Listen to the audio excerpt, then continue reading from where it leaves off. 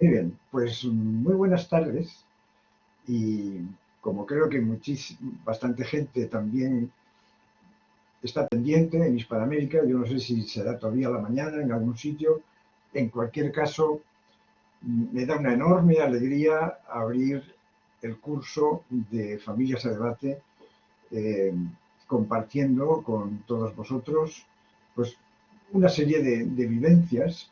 eh, en absoluto quiero ir no sé cómo decir, soy uno más, es decir, sabéis que yo tengo dos hijas con discapacidad intelectual, una con el síndrome de Cohen de Vries y otra con el síndrome de Down, y por tanto las cosas que voy a contaros o que voy a exponer, el cultivar la calidad de vida y las consideraciones éticas, pues no significa que yo las cumpla también. Quiero decir que van a ser unas reflexiones que os las hago a todos vosotros y me las hago y me las voy a hacer a mí mismo.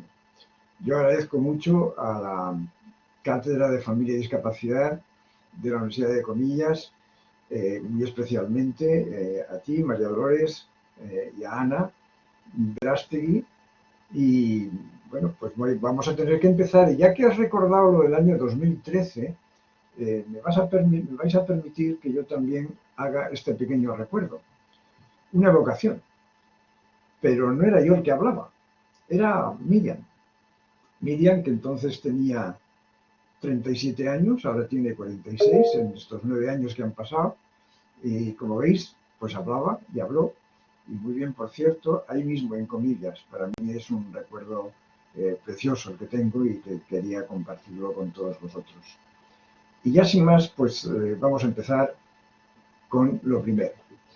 Primero voy a centrarme en lo que es considerado calidad de vida, que es un concepto, digamos, ya clásico, en el que además España ha participado enormemente en ir creando y en ir probando este concepto para todo el mundo, pues a través sobre todo de la Cátedra de Salamanca, que dirige Miguel Ángel Verdugo, y que tantísimo ha hecho y está haciendo precisamente por mostrar y valorar lo que es la calidad de vida de las personas con discapacidad intelectual.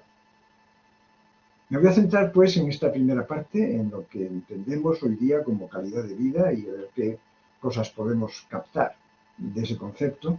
Y ya después iré más a desarrollar lo que puede ser ciertas consideraciones éticas que nos tenemos que hacer y tenemos que hacernos todos los que estamos en contacto con personas con discapacidad. Yo supongo, puesto que el título es debates la familia o familias a debate, supongo que la mayor parte de los que me estáis escuchando pues sois familiares. También es muy posible que haya profesionales de distinto orden, del orden de la educación o del orden de la sanidad o del orden del trabajo. En cualquier caso, la mayoría yo creo que seréis personas probablemente muy ligadas a la persona con síndrome de Down a la que estáis cuidando de alguna manera. Por tanto, experiencia vais a tener mucha, tenéis ya mucha. Yo voy a aportar también la que buenamente os pueda servir por mi parte, ¿no? Y todos tratamos de poner calidad en la vida de las personas con síndrome de Down, pero tenemos que cuidar determinados aspectos. Bien, primero definir este concepto de calidad de vida como un estado de bienestar personal, subjetivo y objetivo.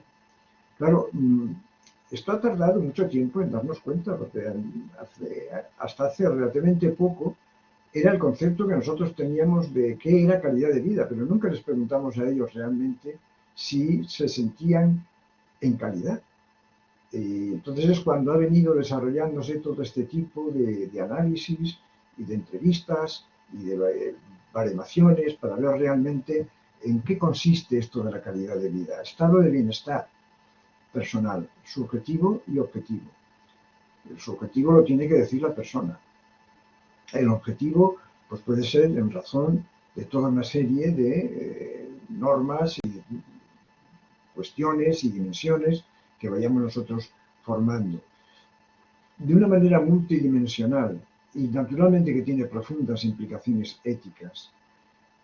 tiene profundas implicaciones éticas porque de cómo se siente esa persona, va a depender lo que vamos a hacer.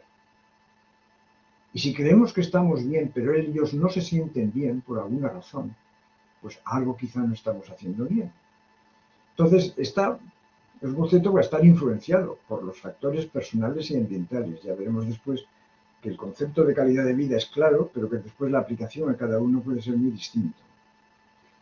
¿Cuáles son los pilares sobre los que se han construido en estas últimas décadas para dotar a la persona con discapacidad intelectual de la calidad de vida que es su dignidad humana? Pues, primero, dotar de sus máximas capacidades. Y eso es lo que pretendemos, desde el primer momento, desde el momento en que nace, desde el primer contacto que tenemos. Dotarle de sus máximas capacidades, que ya veremos cómo se van desarrollando a lo largo de su vida. Descubrir, promover y desarrollar esas cualidades. Remover los obstáculos y ofrecer los apoyos necesarios. Y facilitar su real incorporación e integración en la sociedad. Estos van a ser los pilares sobre los que vamos a ir construyendo lo que es una persona con discapacidad intelectual, lo que es la calidad de vida de una persona con discapacidad intelectual. Entonces, la calidad de vida, de acuerdo con todo ello, se ha convertido en un auténtico marco y referente. ¿Por qué? Porque en función de cómo detectemos cuál es la calidad de vida de esa persona, a qué niveles ha llegado, eso es lo que nos va a servir para desarrollar los servicios, organizar los apoyos. Si en esta dimensión nos saca una buena puntuación, es algo que tendremos entonces que considerar y mejorar. La detección de necesidades, la consecución de los derechos, las aspiraciones que las personas necesitan y desean, de manera que descubrir la calidad de vida, detectarla, definirla y evaluarla es lo que nos va a servir precisamente para actuar después nosotros. Insisto, en desarrollar servicios, organizar apoyos, detectar necesidades y conseguir los derechos y aspiraciones que ellos necesitan y desean. ¿Y cuáles son los componentes o dominios en el concepto de calidad de vida? ¿Qué es lo que vamos a mirar? Sin duda, se inicia con el bienestar emocional. ¿Hasta qué punto una persona se siente satisfecha? Se siente motivada y no se siente estresada. No creéis que es fácil, el verlo. Porque hay cosas que a nosotros nos pueden parecer muy naturales y que lo está haciendo sin más, y a lo mejor le está costando mucho. Cuando hablamos de ausencia de estrés, definir el estrés en una persona con discapacidad intelectual no es nada fácil. Primero porque a veces no pueden hablar, o no lo hablan bien, o ellos tienen el estrés pero no saben comunicarlo. Y cuántas conductas suyas, que podemos considerar más o menos anormales, son precisamente porque están teniendo un estrés y no lo pueden manifestar, no lo pueden contar. Así que el bienestar emocional es un bienestar eminentemente subjetivo. Ellos se pueden sentir muy satisfechos personalmente, pero a lo mejor después no se cumplen otros dominios que ahora vamos a ver. Así que ese bienestar emocional define a la persona. Y si no se siente, y tiene que decirlo con sinceridad, si no se siente satisfecho, pues es algo que tendremos que analizar y que estudiar. Después está el bienestar físico, es decir, la atención sanitaria. ¿En qué grado? Eso sí que es objetivable, sin que él propiamente lo cuente, pero eso lo puede contar el cuidador, el familiar, o que sea. ¿Hasta qué punto dispone de la atención sanitaria suficiente? Próxima, cuando la necesita.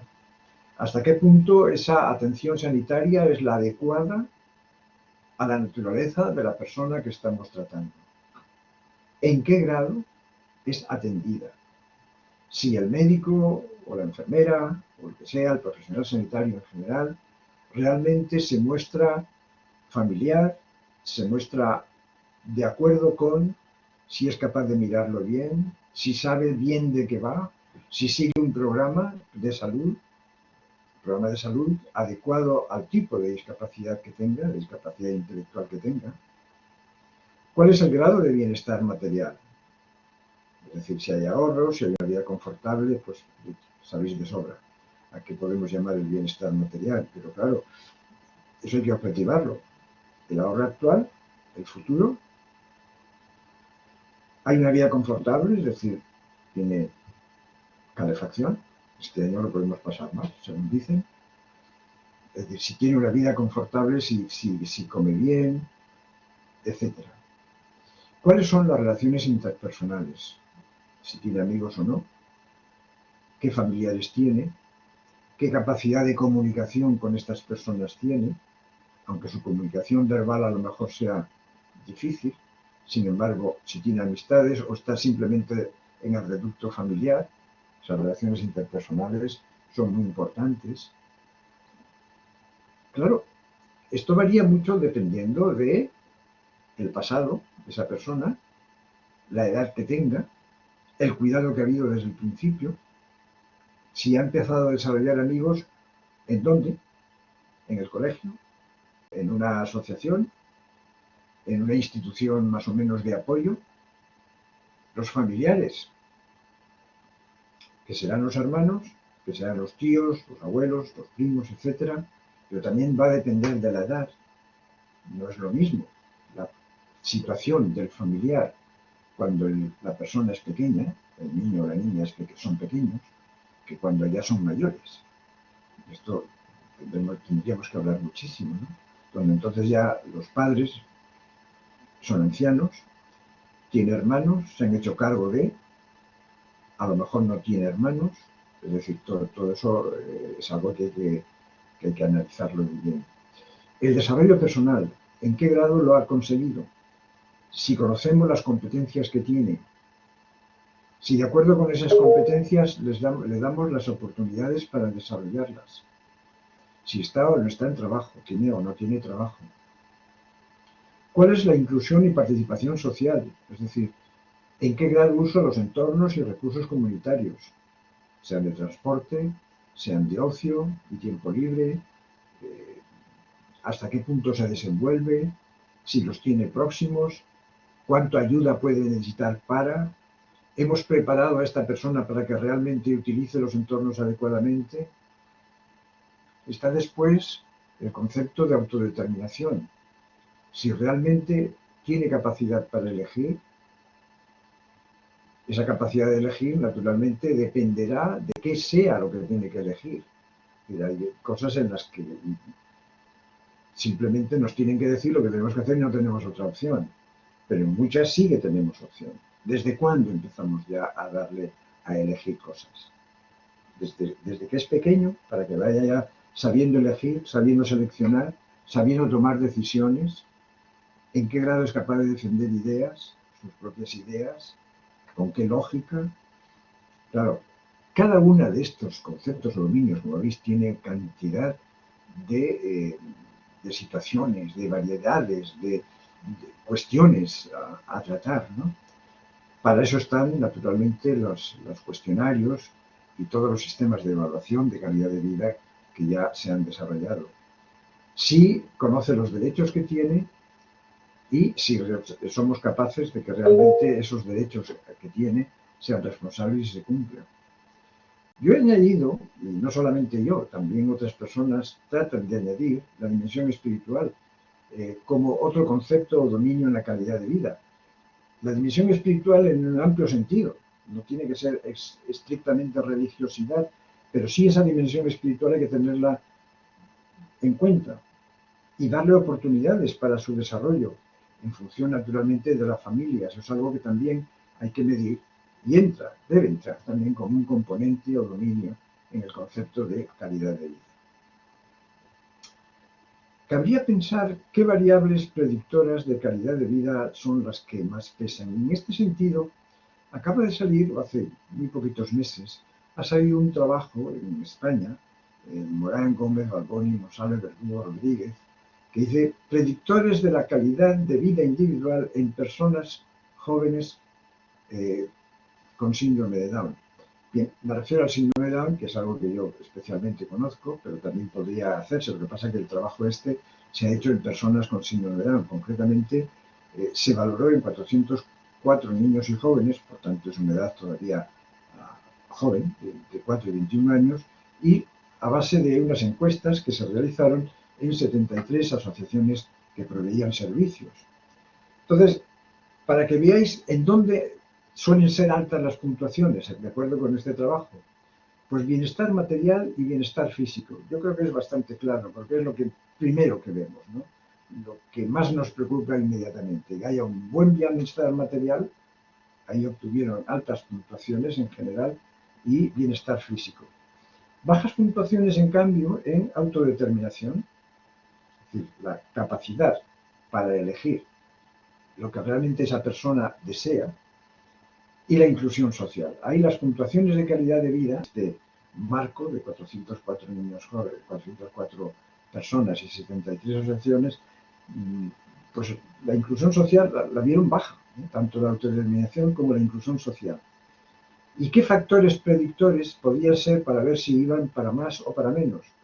La edad, lógicamente, pesa. La edad pesa mucho, porque no es lo mismo tener 4 años que 21. Y naturalmente ya no digamos edades aún mayores. El nivel de discapacidad intelectual, pues era predictor de qué, pues probablemente de que las variables predictoras de calidad de vida fueran bajas.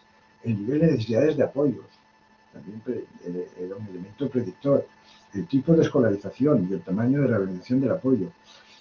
Es decir, que dependiendo de las circunstancias, podemos ya prever hasta qué punto podemos obtener rangos altos de calidad de vida o rangos bajos.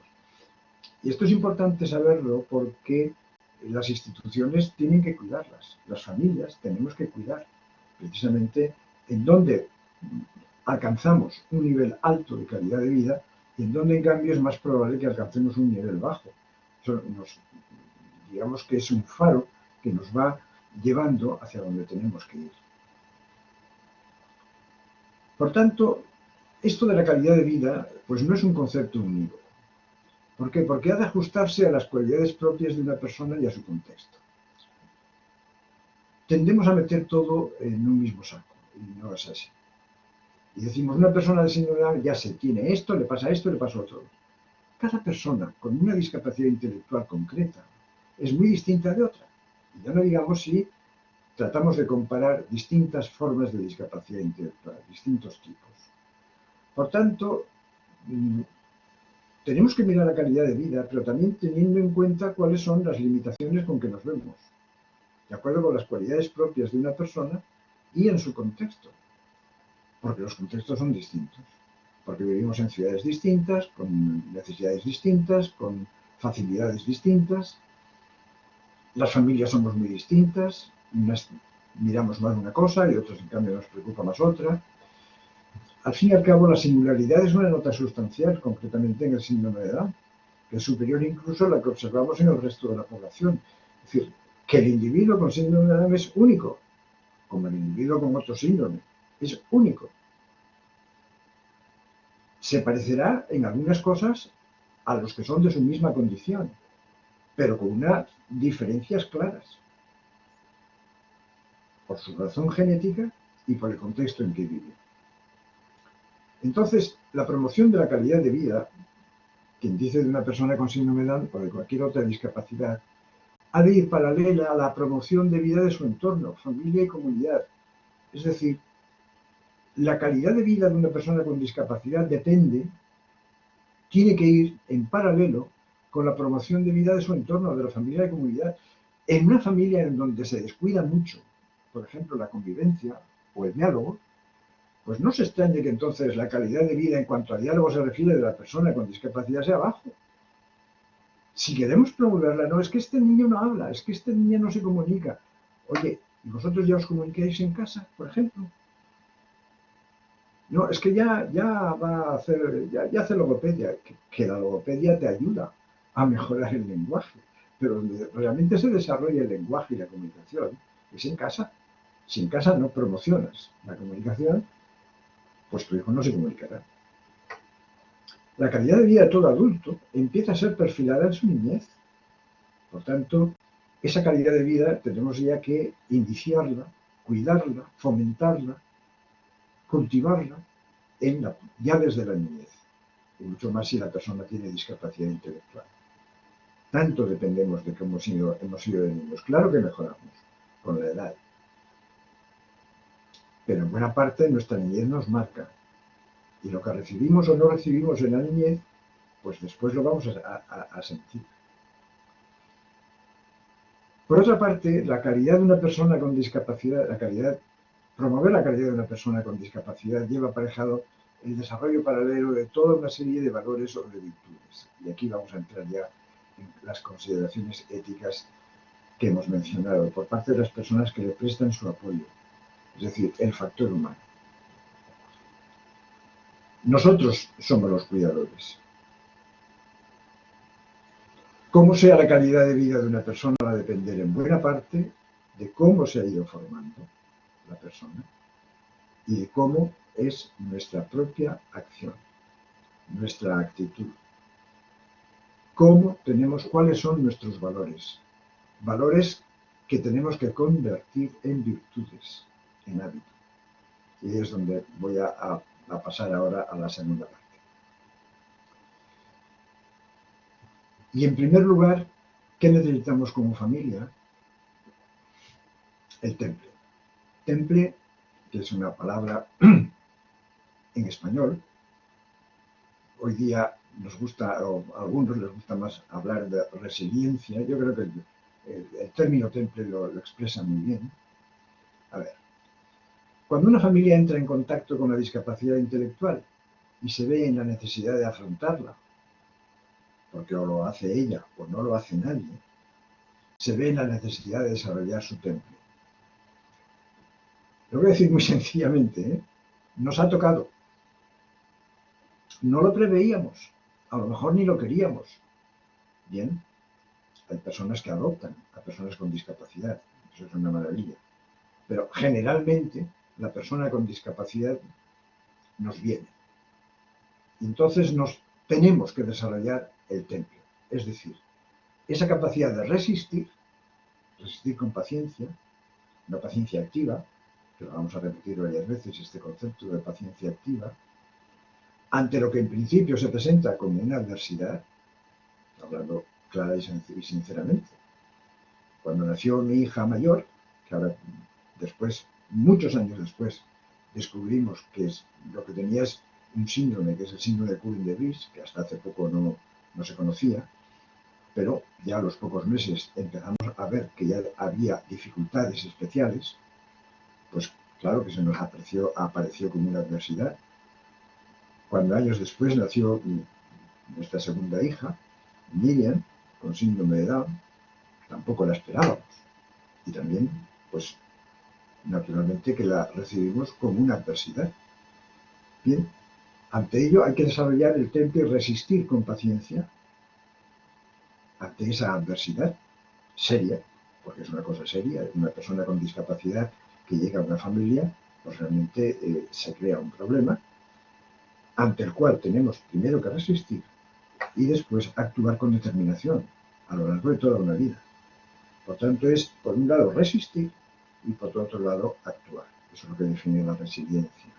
Que por un lado resistes, pero después actúas. Y actúas como diciendo, aquí estoy yo, aquí tengo yo que actuar. Por tanto, el temple es nuestra actitud de base. Y este temple hay que mantenerlo en las mil circunstancias y momentos que van a ponerle a prueba. Tanto vosotras como yo sabemos exactamente que en nuestra vida cuántas veces hemos tenido que desarrollar este temple.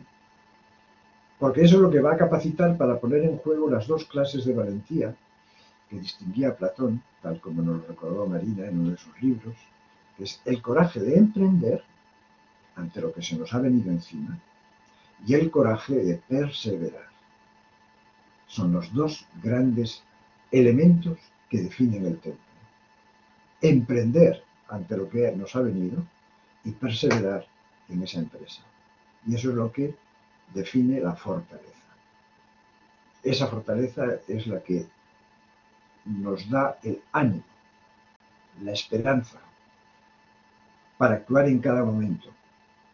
A veces nos costará, a veces podremos decir alguna burrada, pero esa fortaleza la tenemos que mantener. Y esa es una fortaleza, esa es una virtud que habrá que desarrollar y mantenerla durante toda la vida. Es decir, ya no es solo resistir ante una eventualidad que se presenta con tintes absolutamente desconocidos y tenebrosos, sino responder de tal modo que se inicie un nuevo compromiso. Y está bien señalado. Dotar a ese ser que se incorpora a la familia de los mejores atributos posibles. Es lo que con toda seguridad todos vosotros que me escucháis, y yo mismo, hemos decidido actuar cuando nos llegó esa persona con discapacidad. Dotar a ese ser que se incorpora a la familia de los mejores atributos posibles.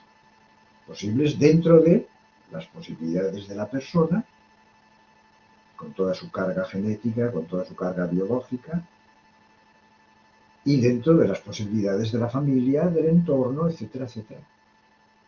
Ajustando siempre en cada caso a las cualidades que esa persona va a ir desarrollando. Pero esa vida nueva es una vida en desarrollo y tiene sus altos y sus bajos, con necesidades siempre nuevas. Por tanto, una vez que el compromiso está hecho, hay que renovarlo.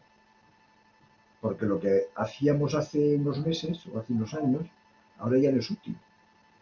Esa persona ha crecido, esa persona ahora ha desarrollado, esa persona se ha abierto y es consciente de sí misma.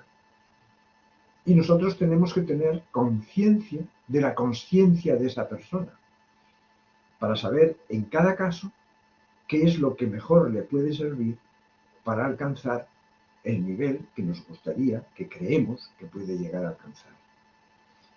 Eso exige incorporar la insustituible virtud de la paciencia perseverante. Es decir, la fortaleza es la que nos tiene que dar paciencia perseverante y activa. Ahí está la fortaleza. No se trata de una resignación ciega, pasiva e inerme. No, no, no. Dios me la ha dado, ¿qué le voy a hacer? No, no, no. Tú eres el que tienes que hacer. Los que sois creyentes podéis decir, Dios la ha creado, de acuerdo, pero tú eres el co-creador con él. Y por tanto necesitas fortaleza, que la tienes que desarrollar,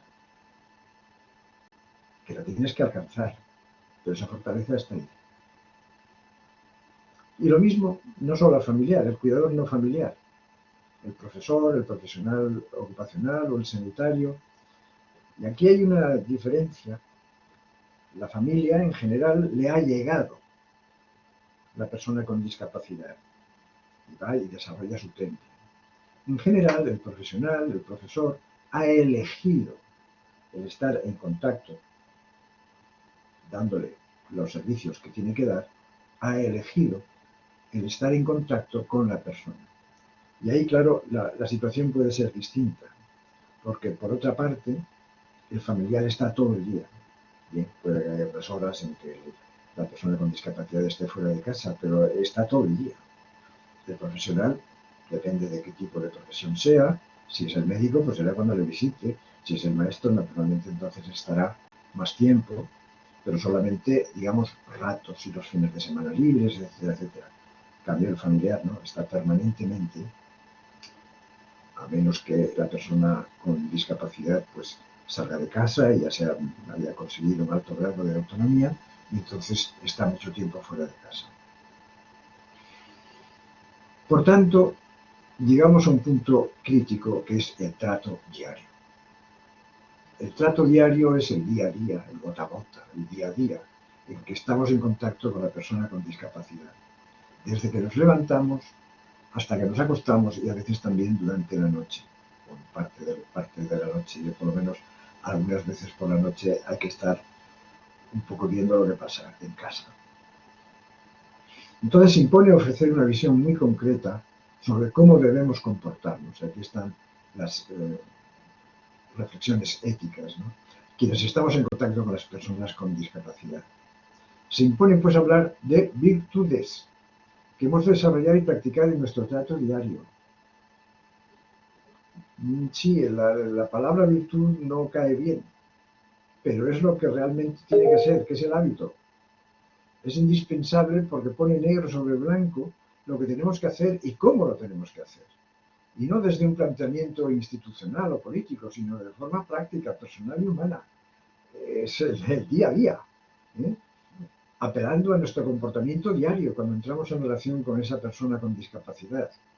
Entonces es preciso analizar lo que hacemos cada día, porque tratándose de una relación interpersonal entre la persona con discapacidad y uno mismo, esa vivencia cotidiana se convierte en el factor más relevante de nuestro compromiso ético en el hoy y en el ahora. Eso es lo que cuesta.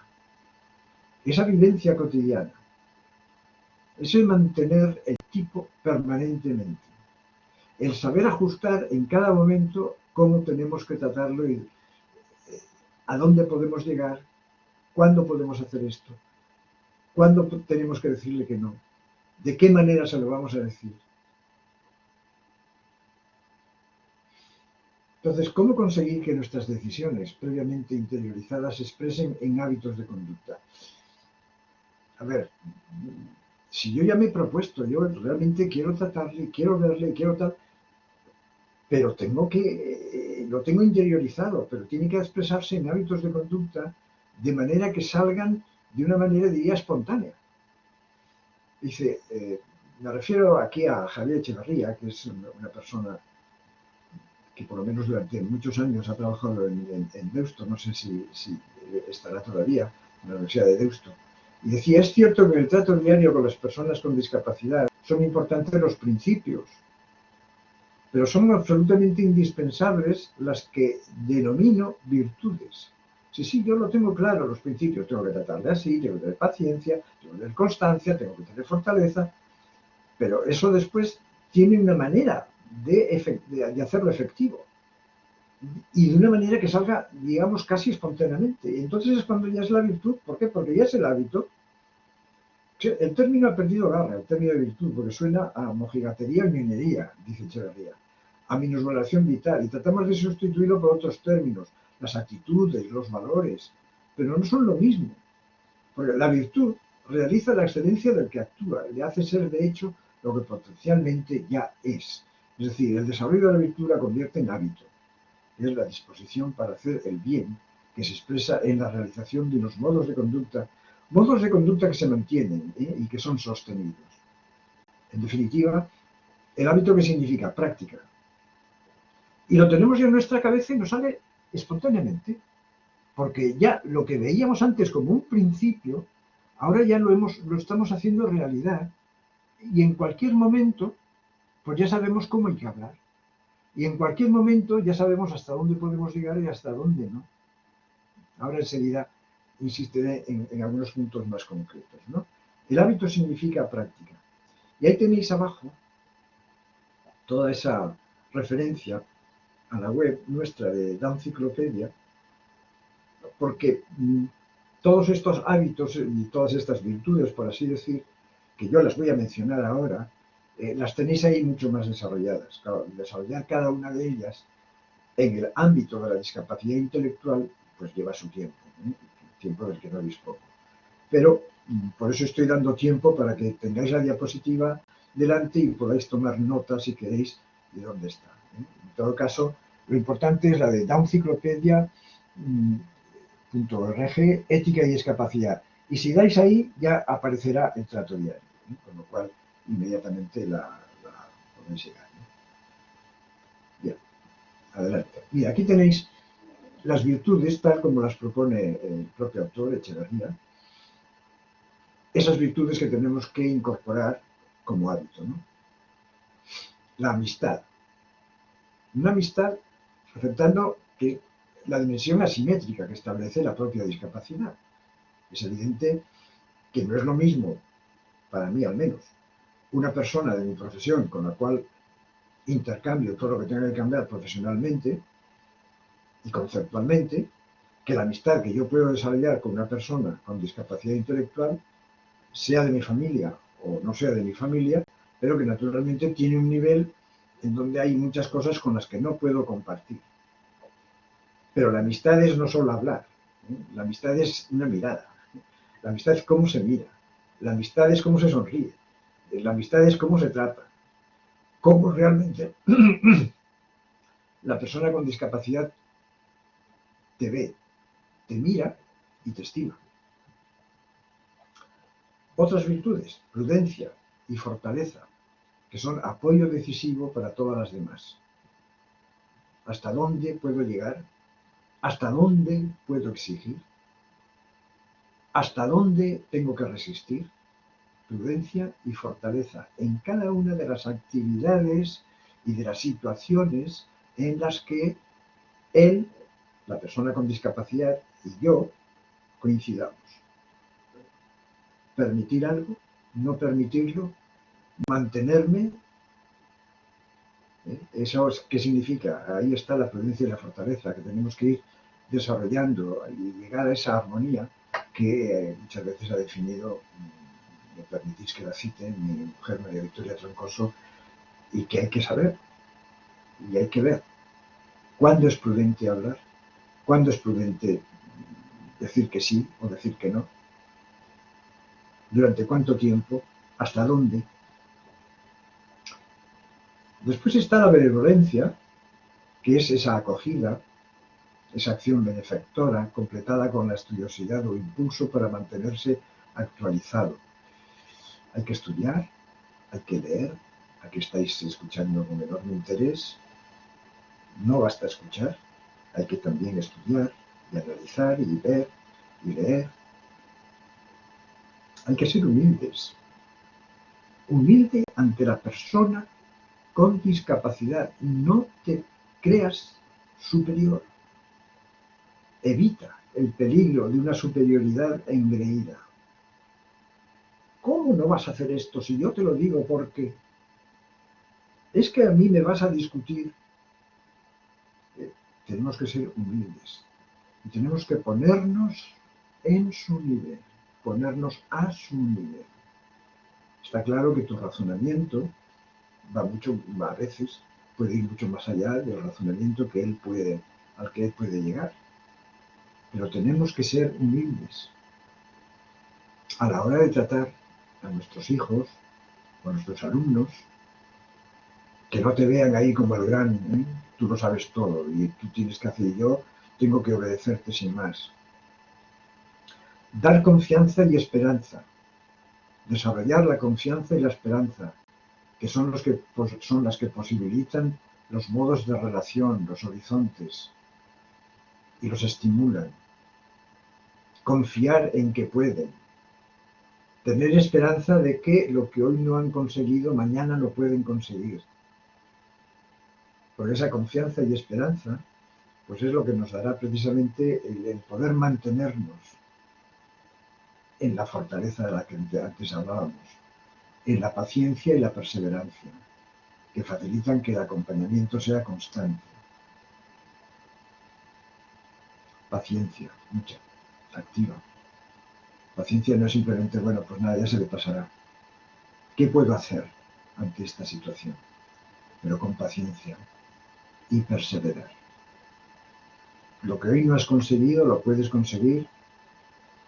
Y como son muchos los años, que por lo menos las familias vivimos con nuestros hijos, pues es una gloria ver cómo realmente, cuando tienes paciencia y tienes perseverancia y vas desarrollando con humildad y vas dando confianza, etcétera, etcétera, cómo van evolucionando.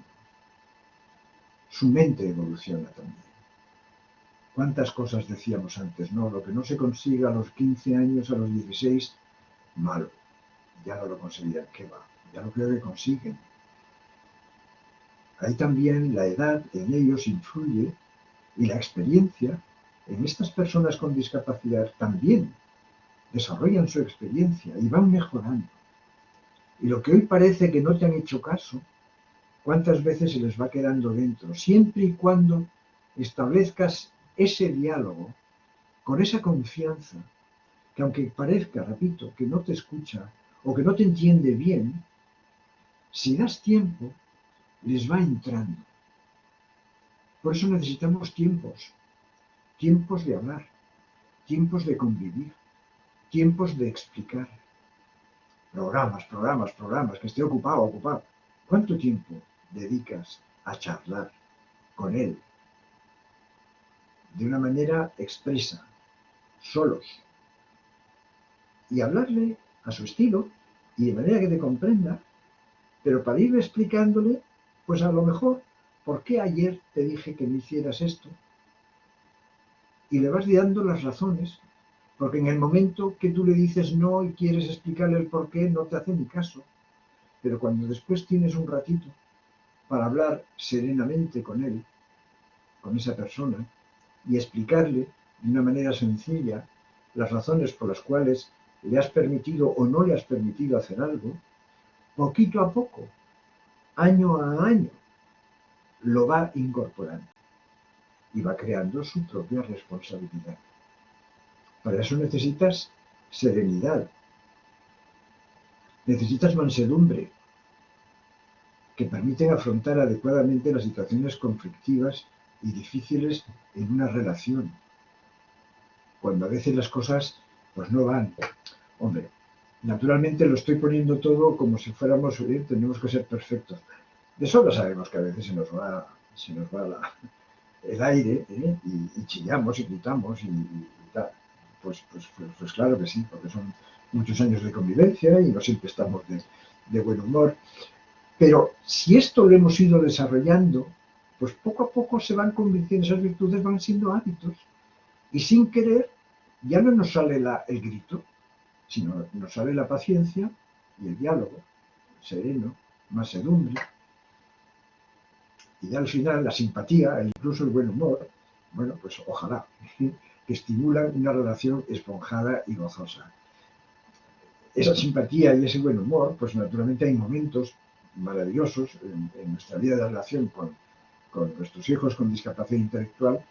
La comida es un sitio excelente, porque además notas, al final de la mañana, pues a lo mejor casi ni te hablan, y empiezan a comer, y conforme empiezan a comer y empiezan a sentirse nutridos, pues ya va cambiando y empiezan ya a hablar más. Pero claro, si hablan hay que dejarles hablar, y los demás tenemos que escuchar. Pero si estamos hablando entre nosotros y la persona con discapacidad, el hijo o el hermano, está ahí y no le damos opción a que meta también su voz, pues entonces no habla. Bien, esta simpatía, incluso el buen humor, pues también depende naturalmente de cómo es cada uno. Hay veces que unos somos más serios y otros somos más graciosos y también pues el humor que tengamos y los problemas que a lo mejor tenemos en la cabeza y que no nos permiten estar todo lo alegres que a veces que quizá nos gustaría, ¿no? Así que como veis, ahí hay unas cuantas virtudes que vale la pena pensar sobre ellas, ¿no? Como digo, y vuelvo atrás, aquí es donde mejor podéis ver el desarrollo de cada una de estas en términos relacionados con el tema de la discapacidad intelectual. Bien, la fortaleza no nace ni se improvisa, la fortaleza se hace. El temple no es algo que el artesano introduce, como quien echa unas gotas de elixir, sino que exige un forjado, paciente y con frecuencia es doloroso. Y la fortaleza que mostramos en nuestro trato diario ha de ir perfumada pues, por ese principio de amistad. Ya decíamos que era una amistad especial, en la medida en que las circunstancias lo aconsejen. Eso crea el vínculo, la confianza, la perseverancia y la paciencia, y todo esto cobra una mayor perspectiva, naturalmente, en la etapa de la vida adulta, que es donde realmente vamos dirigidos, ¿no? Que es cuando la persona con discapacidad está alcanzando y practicando su propia madurez. Bien, yo puedo hablar de lo que tengo en casa. Tengo estas dos hijas, una de 58 años y otra de 46. Son muy distintas las dos.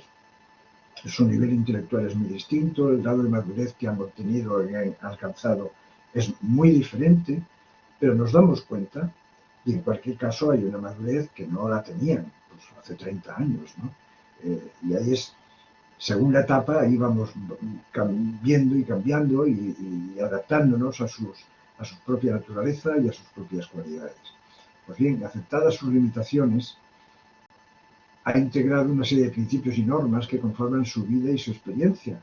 Y estamos atentos a esos principios, a esas normas, a esa vida, a esa experiencia que tienen, porque ellos tienen mucho que decir y enseñarnos, mucho. Y a veces, no, yo, la experiencia que tengo en casa, son ellas las que a veces hacen ver, dicen, no, te estás educando, papá, así no. Así que tiene mucho que decir y enseñarnos, y eso solo desde la humildad. Podemos escuchar y aprender, sabiendo que no estamos por encima de ellos, estamos a su nivel, procuramos ponernos a su nivel, y ellos tienen mucho que decirnos. Y que a veces nos dicen, has metido la pata. No lo dicen así, pero nos lo hacen ver. Y, en definitiva, el punto final que tendríamos que mirar es educar en la responsabilidad. Es decir, todas estas virtudes, toda esta manera de realizar nuestro trato diario, decimos que va dirigido a formar una vida de adulto responsable. Y tienen que tener responsabilidad en la medida en que sus capacidades se lo permiten y sus cualidades se lo permiten. Entonces, la auténtica calidad de vida solo se vive en el ejercicio consciente de un sentido de responsabilidad. Queremos que decidan. Queremos que tengan autonomía.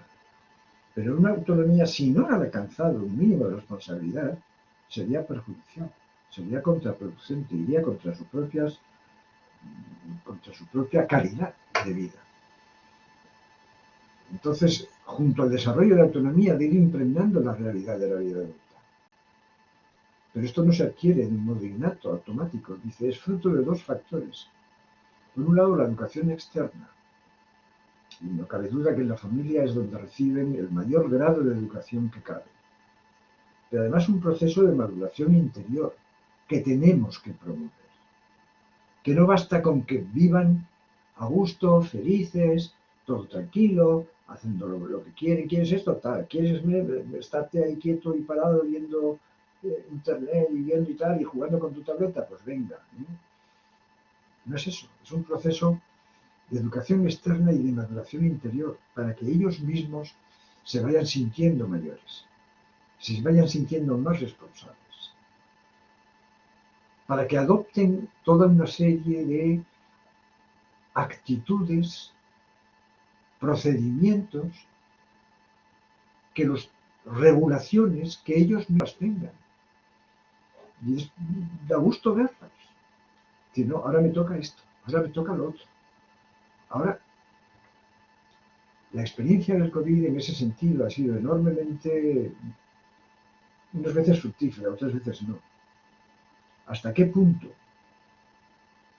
estaban formados nuestros, digo adultos porque en definitiva nuestra educación va hacia la adultez? ¿Hasta qué punto nuestros adultos estaban preparados para cambiar su chip, para no actuar como actuaban, puesto que tenían ahora con la pandemia muchas más limitaciones? ¿Hasta qué punto todo lo que hacían antes, que salían de casa, que tal, y ahora tenían que hacerlo en casa, hasta qué punto tenían su calendario bien previsto, los horarios, las tareas? Eso es formar en responsabilidad. María Victoria, mi mujer, dice, educar en la responsabilidad es tarea que debe iniciarse desde las edades tempranas, pasando por la etapa infantil y juvenil. Tiene dificultades, pero puede afrontarse con éxito si se acomete con decisión y voluntad. ¿Y va a consistir en qué? Educar en responsabilidad. Desarrollar la capacidad para interpretar adecuadamente los signos emocionales, propios y ajenos. Los ajenos a veces los ven, otras veces no. A veces los propios no los manifiestan. Pero tienen que saber, no, en este momento estoy de mal genio. Para que sepan escuchar a los demás con atención e interés. No solo es el yo, sino escuchar a los demás con atención y con interés para interiorizarlo. El resistirse a las influencias negativas, pero para eso tienen que saber detectarlas e identificarlas. No me conviene esto, no me conviene lo otro. Y si estamos promoviendo autonomía y vida independiente, ya fuera de casa, y que viven, pues algunos ya están viviendo fuera de casa, pues esa responsabilidad, el desarrollo de responsabilidad es muchísimo más importante. Me gustaría hacer esto, pero no, me tengo que ir a la cama. Tengo que cortar la tele. Me gustaría hacer esto, sí, pero me falta hacer esta tarea. Bien, ese sentido de responsabilidad personal es algo que desde pequeñitos, en pequeñas cosas, las vamos a ir desarrollando. Que sepan comprender el punto de vista del otro, que a veces los vemos muy egoístas. Yo, me gusta esto, quiero yo, elijo yo. A veces lo hemos fomentado desde pequeños, ¿no? Pobrecito, no tiene otra cosa que hacer, no tiene otras ventajas como los hermanos. Bueno, comprender el punto de vista del otro, para que no piensen solo en sí mismos. Que sepan identificar y que sepan emprender la conducta más adecuada en cada situación, asumiendo las consecuencias que de ello pueden derivarse. Bien, es todo un conjunto, ¿eh? Educar en la responsabilidad. Bueno, pues nada, se va acabando el tiempo. Yo os animo a que en la medida de las posibilidades, e insisto, esta charla me la estoy dando a mí mismo, en la medida en que podamos hacerlo, pues tengamos en cuenta toda esta serie de cualidades que necesitamos, de virtudes que necesitamos desarrollar para que el trato diario sea un trato positivo, que sea un trato realmente útil, alegre, expresivo. Bien, pues nada, aquí tenéis a estas dos hijas mías, de las que os he hablado unas poquitas cosas. A la izquierda está Toya, con su síndrome de Cooling-de-Vries, 58 años, y a la derecha está Miriam. Esta foto está tomada hace un mes o un mes y medio, en la terraza de casa, en Santander. Nuestro piso es primero y por eso no tenemos una larga vista de la bahía, pero de ahí al fondo ahí podéis ver un poquito de azul, ¿no? Esa es la hermosísima bahía de Santander. Pues nada, muchas gracias por vuestra atención y todo lo que queráis, ¿eh? Cualquier duda o cualquier cosa que queráis, un comentario, ahí tenéis mi correo electrónico, j.unican.es. Unican es de Universidad de Cantabria.es. Estoy a vuestra disposición. Nada, ha sido un placer estar con todos vosotros